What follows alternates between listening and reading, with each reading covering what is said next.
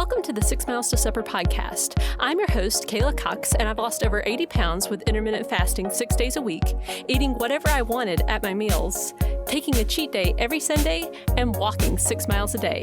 And I'm here to help you on your weight loss journey. In today's episode, I want to talk about going through tough times on the weight loss journey.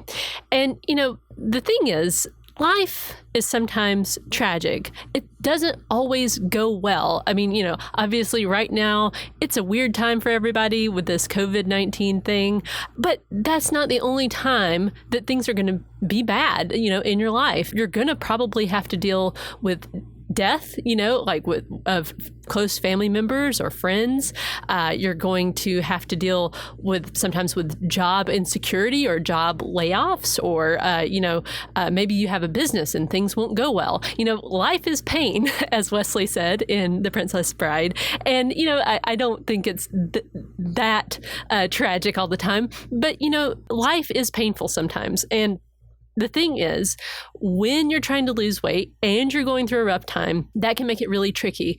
And I've gone through different periods of time where it was kind of rough to be trying to lose weight and, also go through that hard time. And right now is a weird time, and I'm going, through maintenance, which is for the rest of my life. So I thought, I would take this opportunity to try to let you know how I think about these things, what I try to do anytime I'm going through a rough time. So the first thing is the mental side of all this. I remind myself that I'm tougher than I think. I think everyone is tougher than they really think.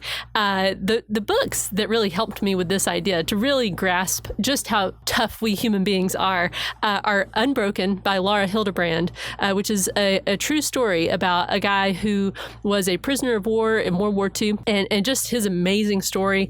There's also another book called First They Killed My Father, and that's a tragic book. It's a really tough read, but it really shows you just how resilient people are and how much you really can survive. And that's about the Khmer Rouge in Cambodia. So anyway, those books, can help you. If you think right now, we're all frail, we're really not frail. we're really tough. When push comes to shove, human beings are tough, and you're tough, and I'm tough. So I want you to know that right now, no matter how hard it is, you can do it. You can continue on the weight loss journey. Take it one day at a time. That's always my motto, is taking it one day at a time, living in day tight compartments. And that I try to always remind myself, if you're trying to lose weight, take it 1 pound at a time. If you're going out for a walk and that feels overwhelming, take it 1 step at a time, and just don't get overwhelmed, basically. And also being kind to yourself, showing yourself some compassion. There's a great book called Self-Compassion by Dr. Kristen Neff. And so if you're the type of person right now who is giving yourself a hard time when you're already having a hard time, read that book, because it can really help you to be nice to yourself. And the best thing I got from that book really was to always recognize when you're suffering and acknowledge that. Just say, hey, right now I'm going through a tough time. and so when you recognize, like, oh, wow, I am going through a hard time, then it can be easier to, forgive yourself for any kind of mistakes you feel like you might be making. Especially when it comes to weight loss, we can be really, really hard on ourselves about, if you overate, or if you I don't restrict foods from myself, but if you're trying to be, say, low carb and you ate a bunch of carbs or whatever the thing is, you can be really hard on yourself. So with that in mind, it's helpful to just say, you know what, I'm going through a rough time right now. So, I messed up, but I'm a human being, and that's okay. I love myself. So in the spirit of being kind to yourself, I think it's a very kind act to look at your life. Like right now, if you're having a hard time with weight loss, like maybe you were going along fine, but then the lockdown happened, or maybe you were going along fine, but your job got eliminated, or anything like that, and it's kind of thrown you off course. I think a really nice act of kindness is to sit down and be honest with yourself and see if you need to modify your plan temporarily until things get back to normal, or until you kind of recover from all of this. Because the main thing during weight loss is to have a plan and stick with it. And what happens too often is once you make one mistake, you kind of just throw out the plan, you have no rules, and then like the weight can pack on really quickly. I know what I'm talking about. So, that was a mindset shift that I made in 2016 that, if I ever did get off track, I would get right back on it. I would always have a plan. Like in maintenance, I would say, okay, I have a plan, even though it's more loosey-goosey, I still have a plan. And my plan is to always have a plan. Even, at 5 years from now, I plan on still having a maintenance plan. And sometimes that just means, having very loose rules, but still having a plan, knowing what you're saying you're going to do. So right now, if you are finding your plan that was working is just not working anymore because it doesn't fit with your life anymore, or because it's just too hard right now, sit down and modify it. And remember, this is just temporary. This is just something to get you back to the point where you are doing what you said you were going to do. That's all we're looking for here. We're not looking for, I'm dropping weight consistently. This is just about saying, okay, I promise myself that this is what my rules are, and I'm going to abide by those rules. So, like, for example, right now, let's say before any kind of tragedy struck, you were doing OMAD, 1 meal a day. You were eating 1 meal a day, everything was fine, and suddenly that feels way too hard. You could switch to 2 meals a day, or you could switch to doing like an 18-6 or a 16-8. Anything that feels doable, just say, okay, I can't do OMAD right now. For whatever reason, it doesn't fit in my life anymore. Let's change it. And then once you've tried that out, you've said, okay, I'm going to do this. As long as you can be consistent with it, then stick with that plan for now. Now, that might mean, again, that you're not losing weight anymore. And in fact, you might even find that you're gaining a little bit of weight. But gaining a little bit of weight is better than gaining a whole bunch of weight because you have no plan and you're not keeping track anymore.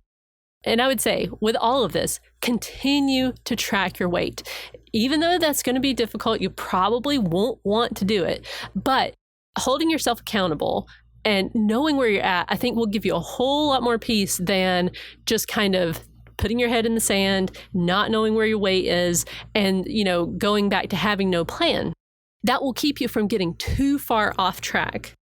Just mentally accept that right now, the scale may rise a little bit, or maybe it'll just stay stagnant for a while, or, it could continue to go down, but very slowly, depending on how you find you can modify your plan, but still stick with it. The same goes with your plan for exercise. Like if you were walking long distances every day, but then suddenly now your schedule is totally different and it doesn't accommodate for that kind of lifestyle anymore, then change your plan. Say, okay, here's what my goal is. My new goal is to, walk, 5,000 steps a day, or whatever is good for you. Maybe it's 2,000 steps a day, but just having daily goals that you set, like, okay, here's my eating plan. And hey, your eating plan might be something so simple as I'm going to eat until I'm full and I'm going to not stress eat. That could be a plan. I mean, really you need to be honest with yourself about what kind of time you're going through right now and what you feel you can do, and see if your actions line up with that. And then once you're sticking with a plan consistently, things will improve. No matter what kind of tragedy you're going through right now, things do get better